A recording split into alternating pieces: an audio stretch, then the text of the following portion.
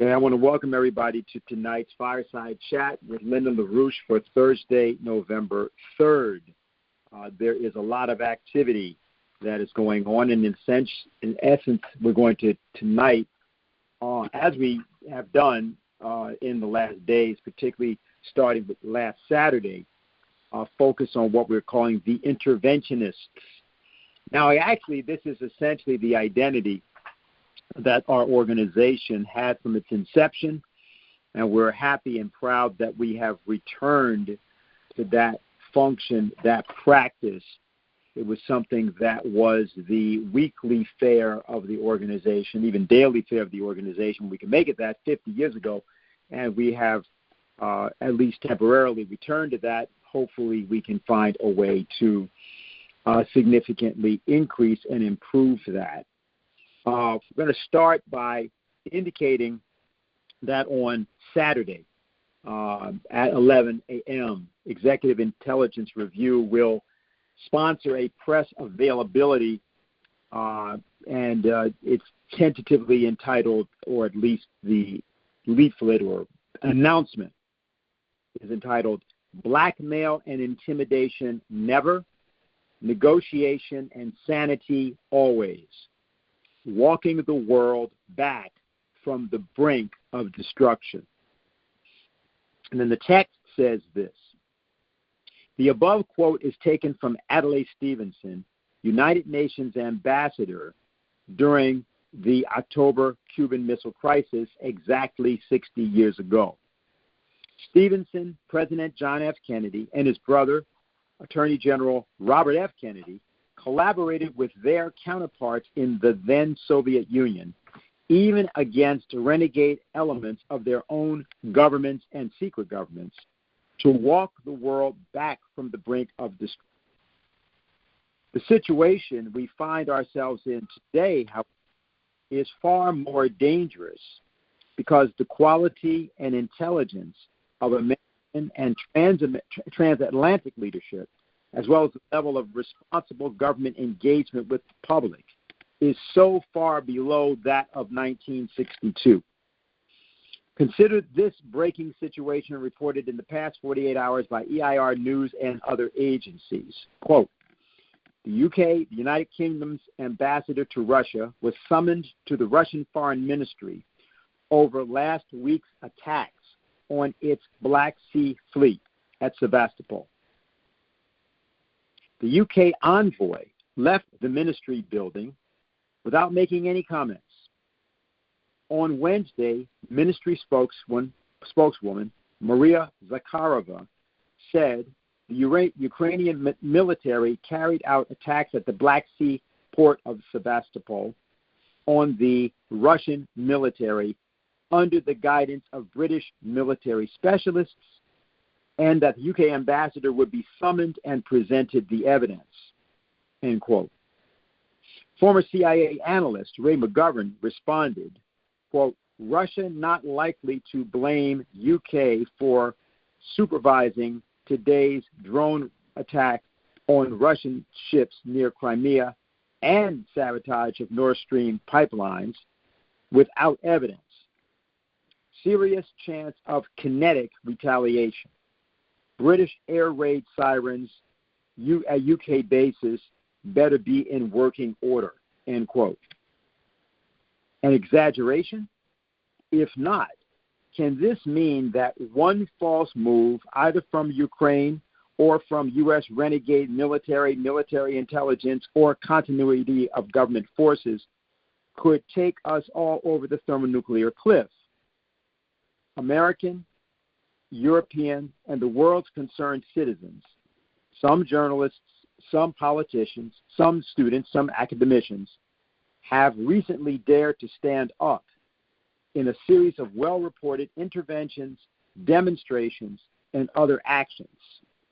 They are rejecting those that have since 2014, through the illegal overthrow of the democratically elected government of Ukraine, brought us to this point. In the name of democracy, they banned 11 political parties in Ukraine. There may be actually more. We have to check that figure. It's not less, but there may be more.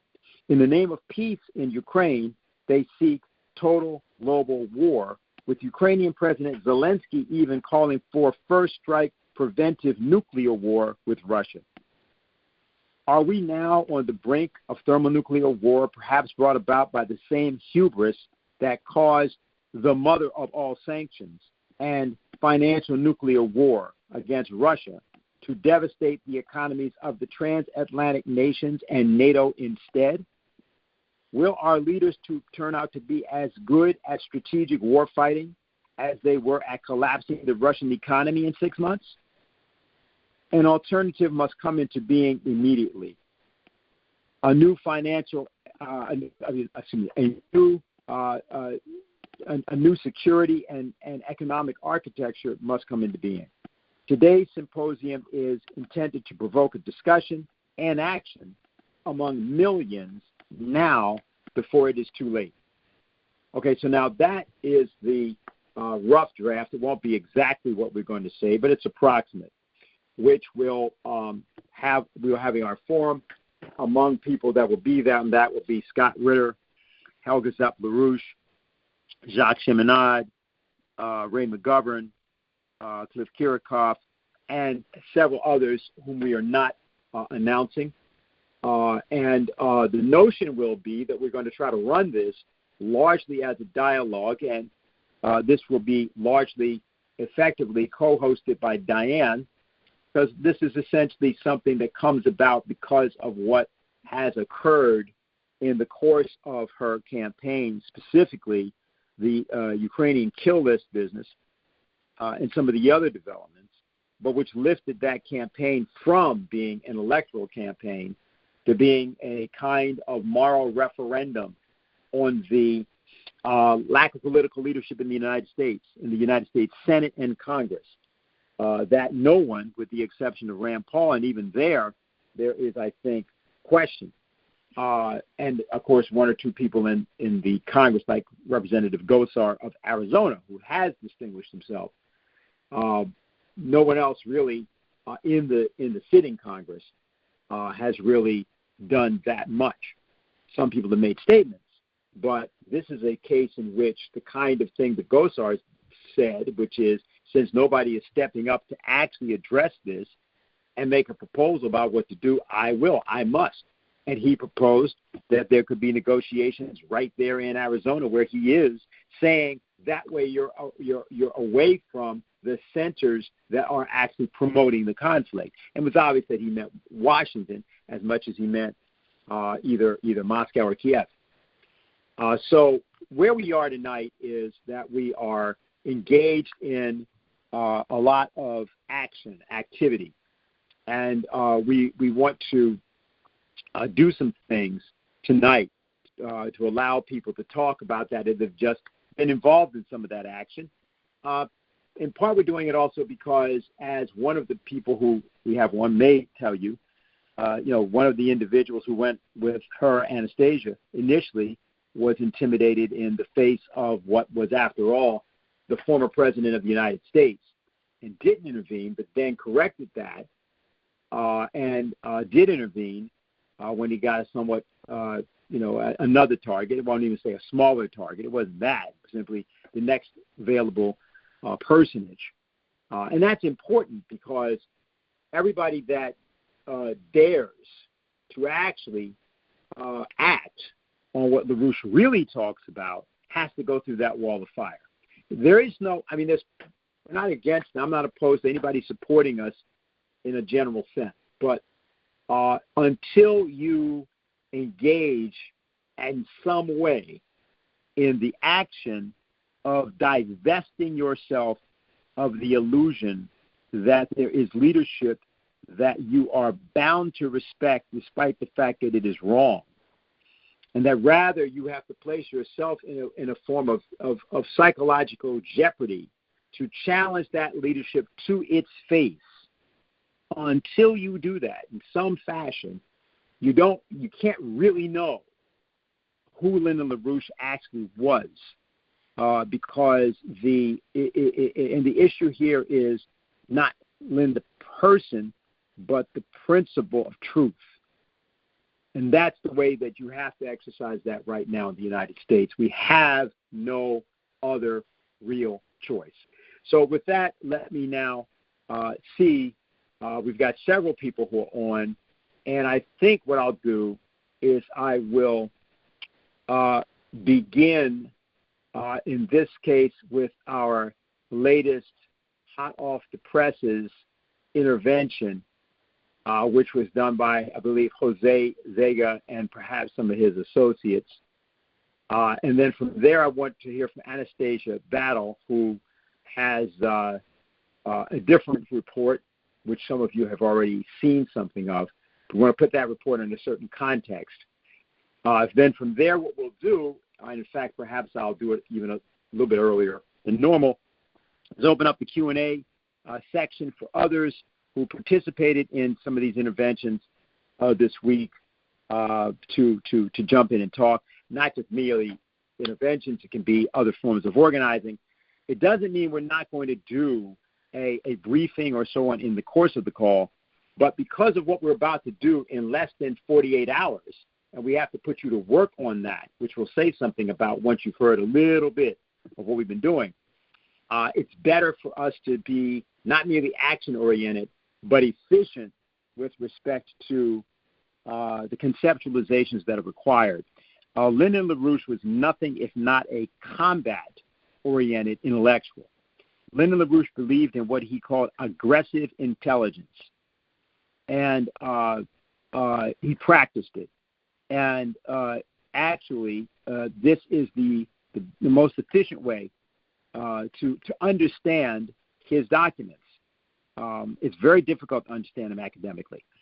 So let's just go to the phones and or let to our individuals and get these reports. So the first report will come from either Jose Vega or the car that contains Jose Vega and some of his associates.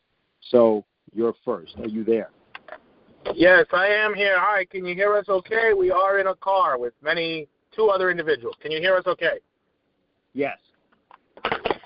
Okay, so I am sitting in a car right now with myself, Kynan Thistleplate, and Ben Smith. Basically, to set the stage, Mike Pompeo was invited to speak by the Young Americans for Freedom Foundation and the William F. Buckley Foundation to speak at Yale University here in Connecticut. And so we were able to secure admission a few days ago, and we arrived on time, right when doors opened. It was a very long line. He did have a full crowd. And we did note, we were kind of surprised that a lot of those people who were young were there for him. So these were college-age kids, maybe about 19 to 24 or so, young, and also they all looked wealthy, I guess Yale. And basically, and so when we got to our seats, I will just recount what happened in order. So Mike Pompeo comes out to the stage, and then Kynan is the first to intervene. So go ahead, Kynan. Yeah, so we were originally going to wait till Q&A, but we figured we'd just, interrupt him during his speech. So at some point, Mike Pompeo, he says that some people have considered me to be one of the worst secretaries of state. And I'm like, okay, that's my cue to get in. And so I say, yeah, and you're right, Mike. You are one of the worst secretaries of state because you have led us to this point in which we are now facing thermonuclear war with Russia and China. And then I say, people distinguish you from people like Obama, but that's not the case because the Democratic Party, the Republican Party, they represent the war party. There's no distinction between them.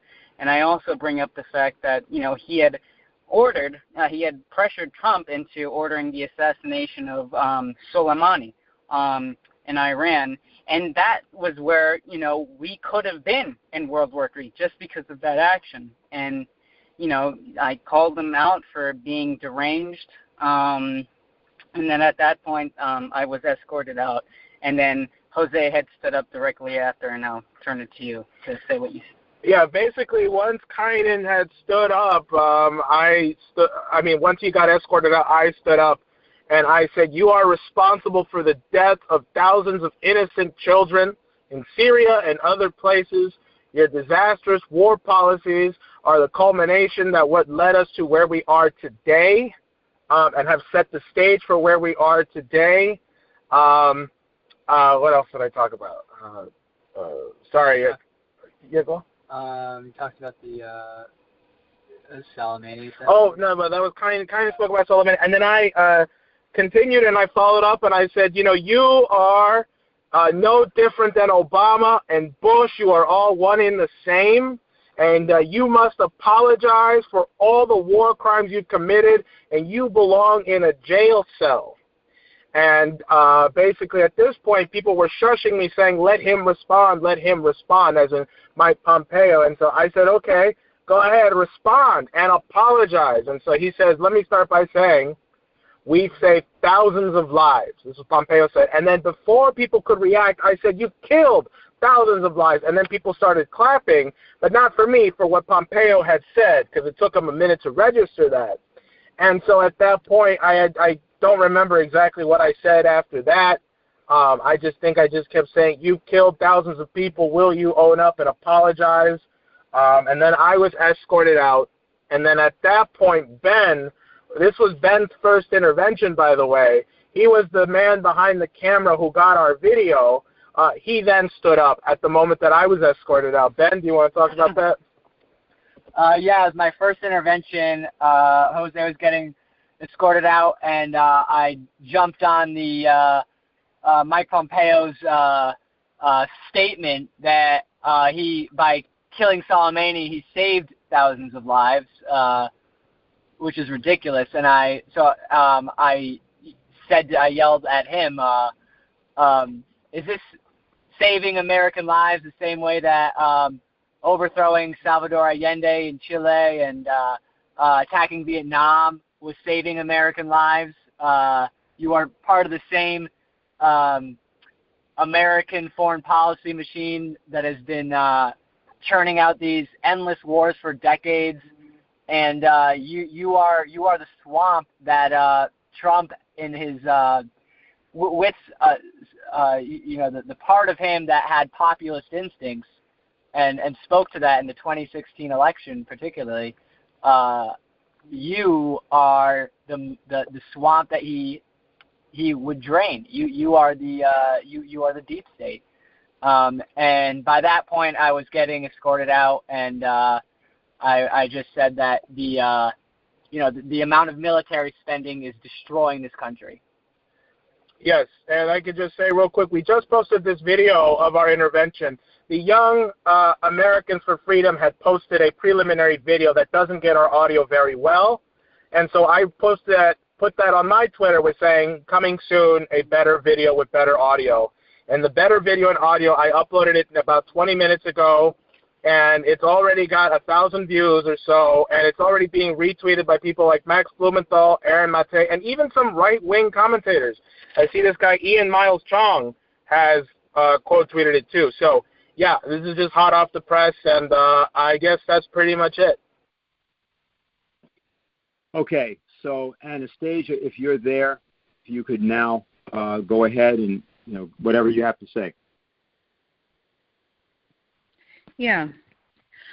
So the thing that I really want to underline, because this has come up a number of times, people are like, oh my God, how did you have the courage to do this? For me and Stuart, it was, how did we have the courage in 1,000+ person room of rabid people that wanted to rip our limbs and eyeballs out, have the courage to say what we said. Similarly with Jose. And our members are special. What we do in this movement is very special. And what we emphasize with classical culture and classical music, it's not just something nice. It's not something that is a good sounding thing, and because the culture we have now is just so crazy, this is the only better option that we have. What classical composition, classical culture, classical music, art, what this does is it places your mind. It puts you in a place where you're able to hear yourself think. You don't have any other voices. There's no, oh my God, what's my boss going to think? Am I going to get fired? Am I going to lose money? And you have all these things going on in your head, because I'll tell you, that's exactly what was going through my head, what was going through Stuart's head. I know for a fact, after talking with Jose and Kynan, that was going through their heads. It was very nerve-wracking. But your ability to control your emotions and think in times of crisis is what's going to be the difference if we can save not only this country, but humanity from thermonuclear war.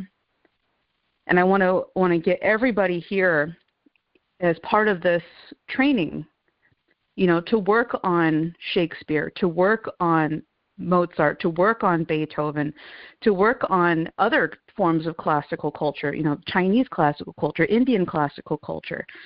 There's many different high grade, the highest levels of culture from many different parts of the world.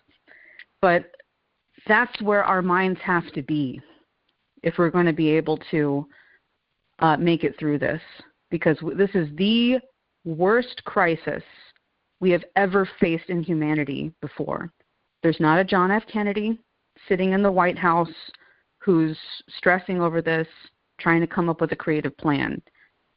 That person has to be you. We have to do this. And our movement, people who may have thought we were, you probably have heard it, all sorts of crazy slanders and things like that.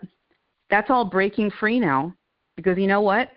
The people who didn't decide to take on this mission for the planet do not have the courage to do it. They haven't. It wasn't until we stood up and said something and started doing something about it that now they're upset that we're peeing on their fire hydrant and they're getting upset about it, which is great. People should be upset. They should be very upset, and they should get out and go do something. So that's what we're seeing right now, and why our name, LaRouche's name, we're at the point where Lyndon LaRouche can be exonerated. If we can exonerate Lyndon LaRouche's name, which was the number one slandered name on the planet, I can't think of one other person who has ever been attacked as much as Lyndon LaRouche. If we can exonerate Lynn's name, get rid of all these slanders, we could actually defeat this war danger. And not only that, create an actual renaissance for humanity. We're at that breaking point. We're at that level. So please join us. Go out in the streets with us. Create these candlelight vigils. There's one happening in New York. I heard there might be one happening in Boston. There's some being organized in St. Louis. There's plenty of people who are calling in and reaching out to me just over Twitter after Jimmy Dore showed our interventions on there. There are lots of people messaging me and saying, what do I do? How can I do this? How can I learn? Teach me how to do this. This is a revolutionary moment, and let's not lose the opportunity that we have right now. It's very, very close to nuclear war. So that's what I'd like to leave it with. Okay, I'm going to open up the Q&A, and I've got a couple questions to start us off and a couple of announcements as well. Okay, so press star 6 to get in the queue. What I'd like to hear from, of course, other people involved in the interventions, and by the way, if you're going to get on and talk about something you're thinking about doing, don't identify or itemize it, okay? Because some of these matters are things that people are trying to make sure we, there's a lot to be said. Now, I think before I ask you to say more, Anastasia, I'm going to actually open up the queue. One of the matters we have to discuss or should discuss briefly is Diane Sayre's appearance on the Jimmy Dore show. When I saw it, I characterized it to some people as being as important as the Joe McCarthy hearings of 1954. What I was referring to was that there was hold on for a minute. I have to just send something. Okay, been sent. Okay, so that what happens in that, and for those who haven't seen it, we have to send a link, a video link. We didn't want to try to play the audio of it. It's useful to hear the audio of it. But the idea there is this is a thorough discussion for the first time in the United States, certainly since Lynn ran for president. And I think arguably probably ever, other than maybe the early days of Lynn's candidacy for the presidency. There were some people that did interview Lynn, particularly in 1980, but that's 42 years ago. So for the first time, let's say the contemporary generations under the age of 40 got a chance to at least have access to some kind of discussion about why Lyndon LaRouche is the third rail in American politics. And at one point, for example, when Diane alluded to the idea that Lyndon LaRouche's name was more controversial than that of Donald Trump, Jimmy Dore said, "Oh yeah, sure." I mean, so just to have an understanding of the fact that anyone in politics in America who actually knows anything about politics in America knows that Lyndon LaRouche is the most controversial figure in this country, and therefore clearly one of the most controversial figures in the world. Okay, Lynn is the Muhammad Ali of the notorious names in American political life of the 20th century. Okay, so that's just where we are. So I just want to say that because you want to take a look at it, because the way that Diane does it and the way that you hear it in terms of the questions and how in-depth it is will almost, it's one of those things that you will almost feel scared as you're hearing it. You'll be thinking to yourself, is this really happening? Is this really just being discussed so easily, so freely, so effortlessly? So that people who actually want to know are actually, making sense of what we're saying. It's useful, and it will help to give a certain amount of courage. So I want to go to the phones at this point. Okay, are you able to hear us?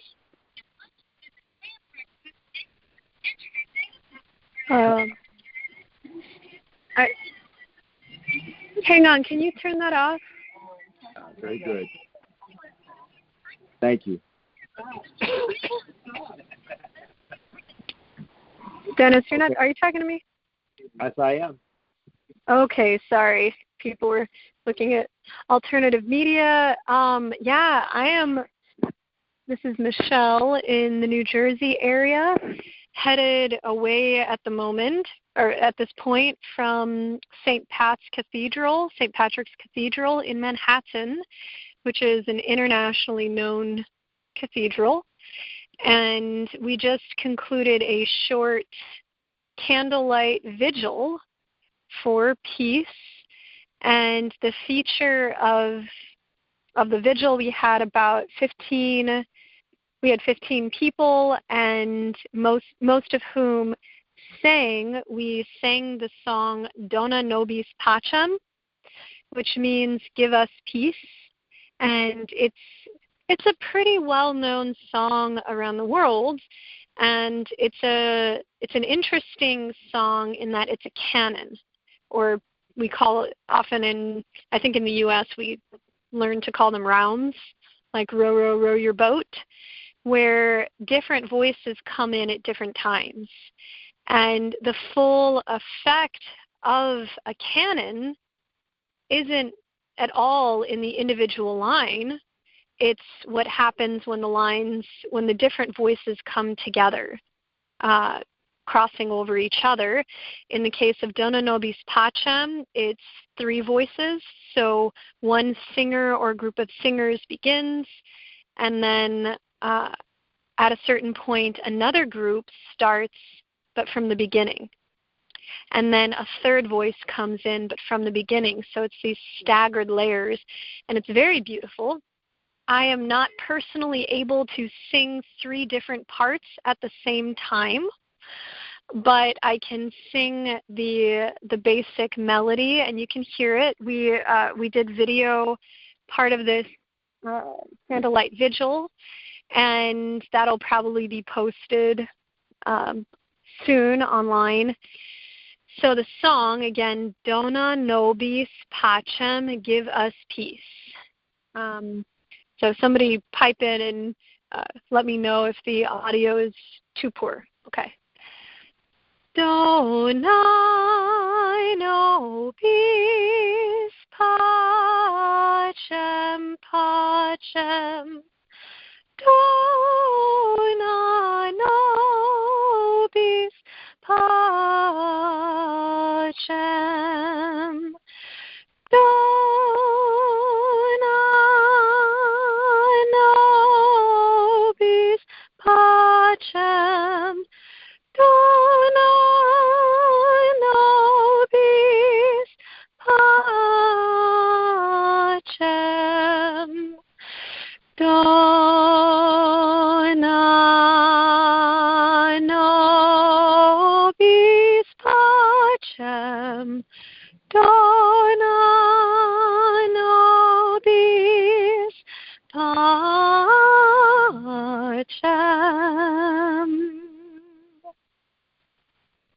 America's Got Talent.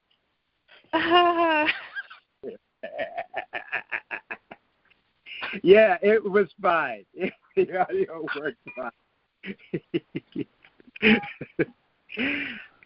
Thank you. Now, actually, Anastasia, you're there, aren't you?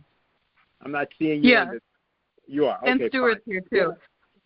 Right. Okay. So you want to say anything in response, since you were making the point you were making in what you said?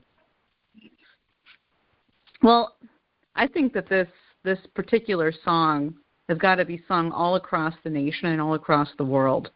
I think everybody should learn how to sing Dona nobis pacem and go out and sing it somewhere. Start a rally somewhere, wherever you are. Go start a rally. I don't care what you think you can do. Just do it. We need to have some fun with this. Break through some boundaries. What I'm going to do, actually, is I'm going to bring in Bill Ferguson, who had the idea for this, and he also may have something to add. Michelle, stay right there, and I think this will work. Yes. Okay, Bill, can you hear us? Yes. Can you hear me? Okay, great. Yeah, it's a little bit low, but let's go ahead and say a few things first, and we'll see how it is. Okay.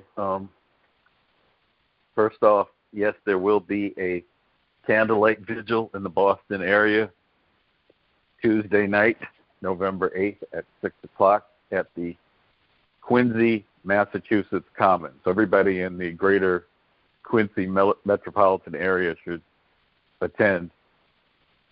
And it's worth the drive if you're a little far away, because the issue is the survival of the human species.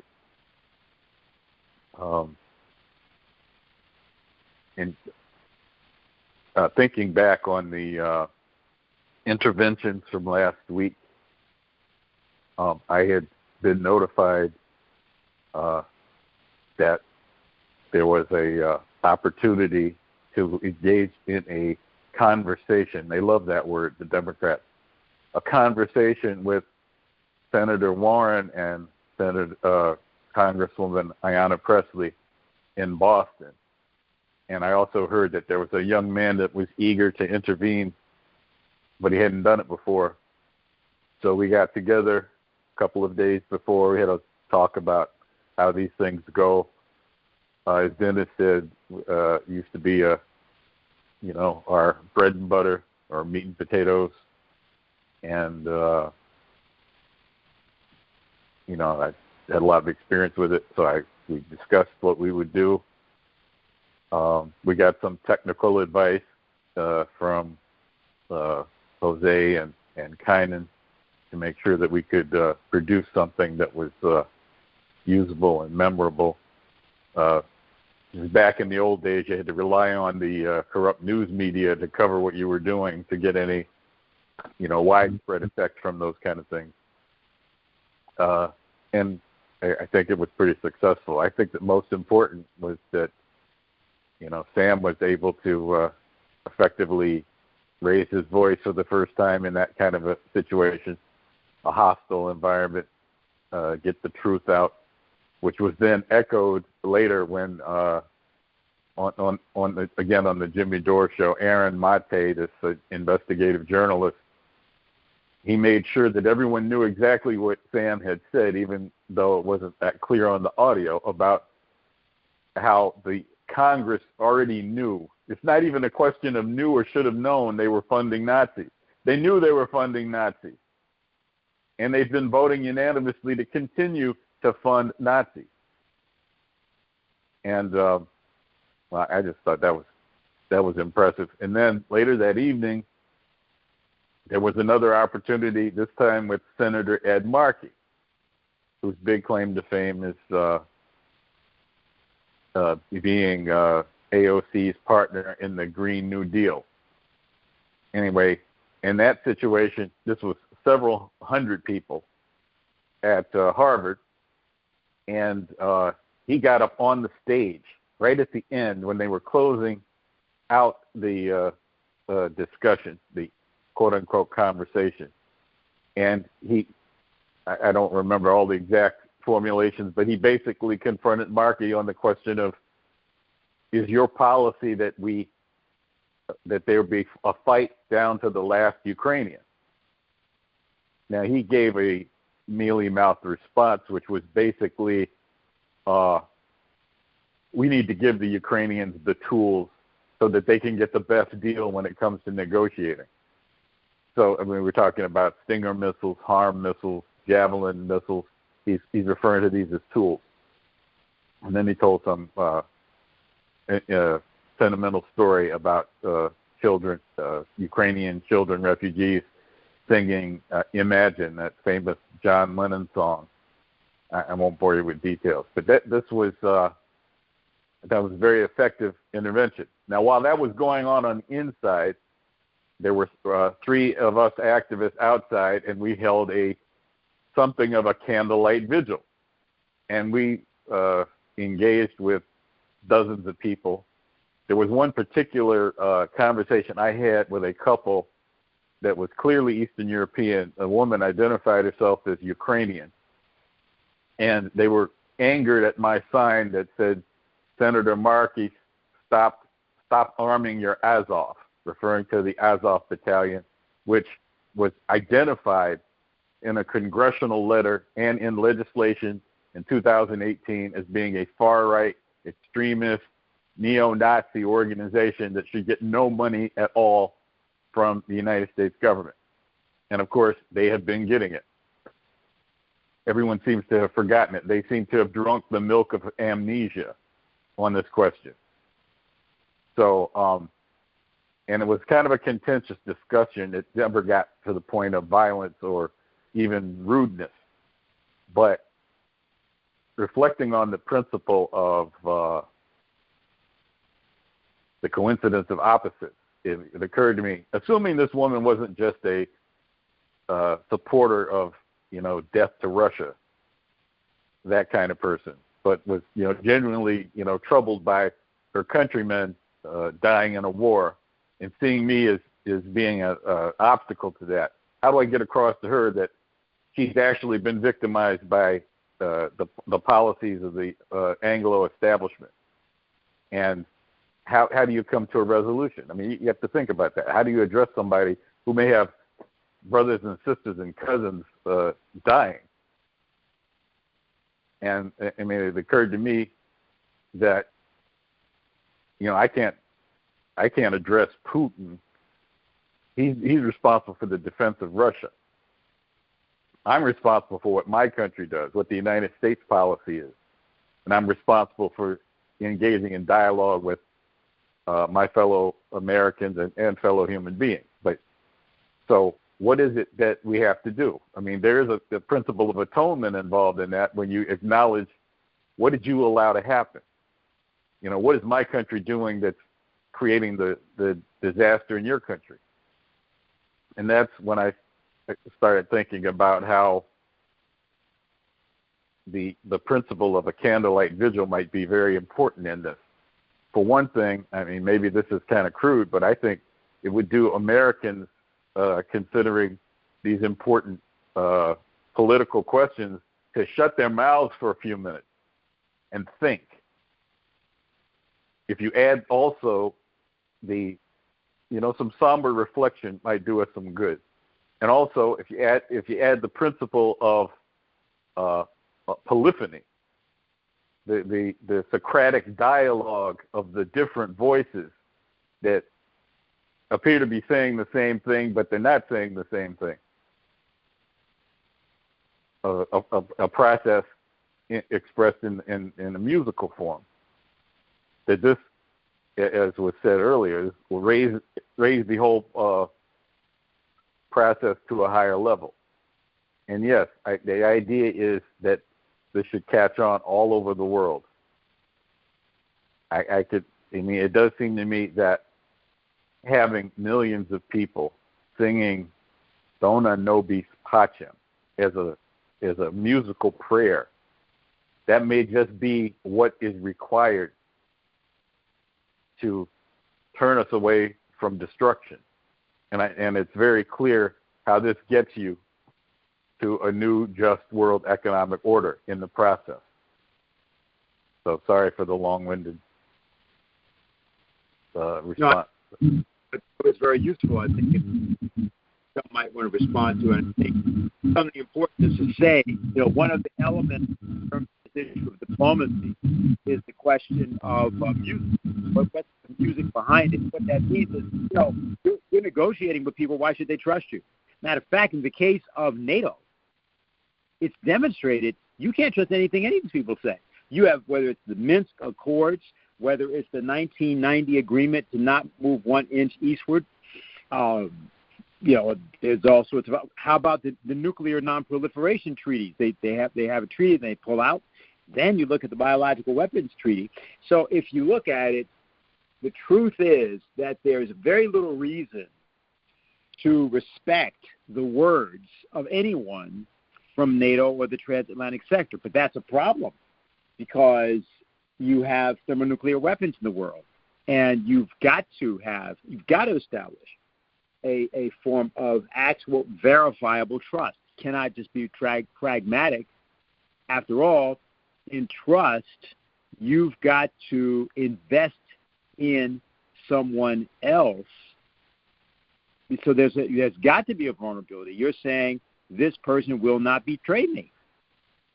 So this music question is interesting because of the issue of authenticity, real authenticity, as opposed to what one very bad human being named T.W. Adorno used to call the jargon of authenticity, which is, of course, what you have in much of political life. So Michelle, could you say something about 3 things here? One, this issue of singing, you already talked about it, but then the way the bill talked about it in conjunction with this idea of the candlelight vigils and why that element of it is so important. Especially, it's important to talk to people who don't sing or are self-conscious about it. Why that's the case. Secondly, the idea of what proper singing is, what that even means, and then thirdly, just what you would suggest people might do, to sort of, because this we're going into what everybody calls the holiday season. So you're going to have about 2 months, really, if you think about it, where a lot of this matter can be taken up. What Bill said about introspection, just having people be quiet rather than go to church and shout. You might actually sit there and just think. So if you could say something. Right off the bat, something that's wonderful about singing in a chorus is that nobody can hear you. In a chorus, so you're not being expected to be heard singing solo in a chorus, especially once you get a good chunk of people in there. And so I know Lynn had said at one point the people are afraid of the sound of their own voice, and I think that's true for most of us. So when you're in a chorus, you have that, kind of the safety of that. It's also, I don't know if there's even a way to fully technically explain this, but a chorus sounds better than the sum of its parts. I mean, there has to be some quality control in there. If everybody's just screaming their heads off, maybe it's not going to sound that great. But you would be shocked when you hear like the Schiller Institute chorus. If you heard all the individual singers on their own, you might be a little surprised at how nice the chorus sounds in person. I know over the years, this is the chorus that Diane Sayre founded about 6 years ago, and I've worked on it for a long time, the whole time actually. And I remember a period where a number of people kept saying how our chorus sounded like a bunch of professionals, and I was kind of snickering to myself, because I might do some professional singing, but most of our chorus members are amateurs, but enthusiastic amateurs. The second question was what the period ahead. I mean, people can get together perhaps and sing this canon. One thing that I think is not that's worth considering is, as we're going into the holiday season, keeping an ear out for and participating in Christmas carol singing, because a lot of those can be beautiful. The second question was how to sing beautifully, principles of how to sing beautifully. Our culture is not very adept at that right now. Frankly, the way we speak is often problematic, especially as you get to the youngest among us. Young people, they barely open their mouths when they speak. My sister is a teacher, and teachers having to deal with Zoom and even masks and these things, just trying to understand what young people are saying is often very difficult. They don't open their mouths when they speak, so that's something that we're going to want to shift moving forward, is rather than but find a more beautiful way to speak as well. And that carries back and forth with singing. We strive towards bel canto singing, which, as I understand it, is the singing associated with the Italian Renaissance and thereafter. It's associated with music that was beautifully composed, I would say often in the 1700s and 1800s in Italy, other places as well. But it's a mode of singing that utilizes the voice, utilizes the human body, which is your instrument when you're singing, to produce the most beautiful qualities possible. So you're looking at questions of how would you breathe in ways that give you the greatest freedom to sing a phrase, a long phrase. How do you use the natural amplifiers in the voice? What are the natural amplifiers? Well, we all know what amplifiers we tend to use. Microphones, right? You use microphones and speakers. But if you sing into what hundreds of years ago was called the mask, the singing mask, is if you consider your sinus passages, when you get a cold and you're stuffed up, you can't be heard so well. So in bel canto singing, you're utilizing those spaces as natural resonators. You're using spaces external to the head or the body as external resonators, which is why, frankly, I think a lot of opera singers now are being mic'd as well. In the U.S., they have these just massive concert halls, and then, you're having to mic the opera singers. But why is it that an opera singer would tend to be able to be heard even without a microphone? It's this, quasi-scientific use of the singing instrument. So you don't necessarily hear people singing so hot all the time, but anyway, we can inspire people back to it. There are some great recordings of singers like from the previous century who sang just wonderfully. Some of my favorites are sopranos Edita Gruberova and Renata Scotto. There's many. An American woman who's still alive named Marilyn Horne. She's an alto, wonderful. Luciano Pavarotti, the tenor.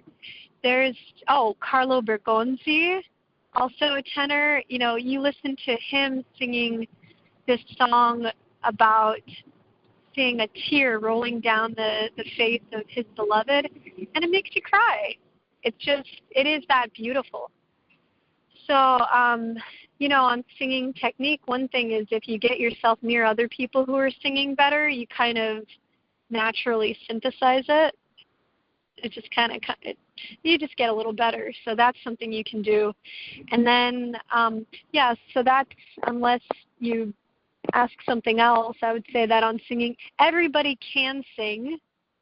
Everybody can. With very few exceptions, we are all built with the instrument. I find that many people had one or more, even just one experience where someone said they sound bad, and then they're, not wanting to sing ever again. But most people do a lot better than they expect. And we can all sing. We have the instrument. You can get better. You can learn. Even when you're older, you can learn better things. One nice thing about Dona Nobis Pacem, it's not the hardest song. We actually, out there tonight in front of St. Patrick's Cathedral, at least two of the people singing, at least one of them for sure. I'm not totally sure about another one, but at least one person had never seen this song before, but she was able to jump in and sing it with us. So especially in the context of a chorus, it definitely makes singing much more approachable.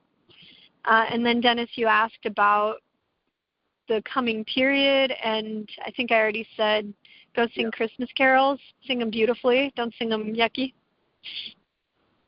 Yeah, and I'll just say this, and Anastasia, you may want to add something here. We have a few other people in the queue, and we'll get to those questions in just a minute.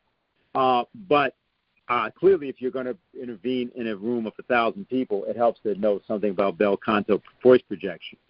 But yeah, also, absolutely. And good job, Anastasia, on that entrance to your intervention. So that's yeah. And just this idea, in terms of if Dona Nobis Pacem, Christmas carols were supposed to be not merely festive. They actually had a function which wasn't that different than the spirituals, because the premise of Christmas is the condition of slavery. In fact, the premise of Christmas is a condition worse than slavery. It's condemnation, and that condition is ostensibly lifted because of the birth of a child, but which child later tells everybody else we are all children of God. So the whole premise of Christmas is way different than the way in which people even think about it, who say, well, it should be really positive, it shouldn't be commercial. They say many things like this, but very few people want to actually think about it. in one sense, the actions that people are trying to take right now around these interventions and this issue of fighting against the danger of war have that character. One other thing I'd like to say also, or rather just have addressed, I want to go to a couple questions and come back to ask Bill to do this, is this issue of tragedy and poetry. Because what we're saying with, look, this whole business with respect to this war is merely theater. The entirety is a falsehood. Nothing serious or true has been said. One thing I think that we can address to people on the Pompeo question is Binney and what happened with that. Because it was Mike Pompeo who was told by Donald Trump to go talk to William Binney about the fact that Binney had proven that there could not have been any Russian hack. And that is something that he has not been held accountable for. We may be able to cause that to happen now as a result of the intervention that we did tonight. We'll see. But I just wanted to add those things. Anastasia, I don't know if you have anything else to say at this point. No, definitely. I would. The idea of actually learning how to sing and having that placement. That was you were not the first person to note that. Actually, I had a professional pianist who reached out to me. They said, "Wow, are you like a singer or something? Or how did you get your voice like that?" It's like, yes, I am. We're both singers. And you like, I knew it. I knew you had to be a singer. Only a singer could get their voice out like that and not be crackled. Our nonviolent direct action school, is going to do things differently than they did in the civil rights movement. They had to teach people how to not get angry and how not to fight back and things like that, and which made sense. In our case, we're going to do something different, which is how to sing, how to project, the issue of poetry, poetic recitation. That's something that Bill might say something about actually here in a minute. I just want to let one of there's several people with questions. I want to at least let one of them in to this while we're doing this. But I think this is important. And as was said by Michelle about young people, about people that have problems, well, the best thing to do is find something to yell about, which is productive, and that's this war. And rather than the usual negativity that leftist politics brings, this notion that we have an alternative, there's a completely different way of life. And it begins by getting up and having your voice heard. It's just something that I think we should do.